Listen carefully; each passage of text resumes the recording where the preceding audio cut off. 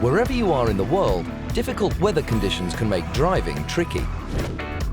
Sometimes it's hard to even get started. Despite the 10 inches of snow, these guys in Bulgaria seem determined to get on the move. And despite the torrential rain, this cyclist isn't put off at all. But if you're on the road and get caught up in terrible weather, it can be very dangerous. In the US, it's believed just over 20% of all crashes are weather-related.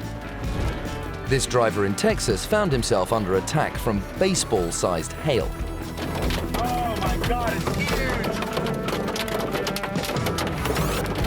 His windscreen might well need repairing after this. When you can't see where you're going, it's advisable to drive more cautiously. Despite the fog, that's something these drivers in Russia didn't do. And once stuck there, there's always the possibility other vehicles might pile in.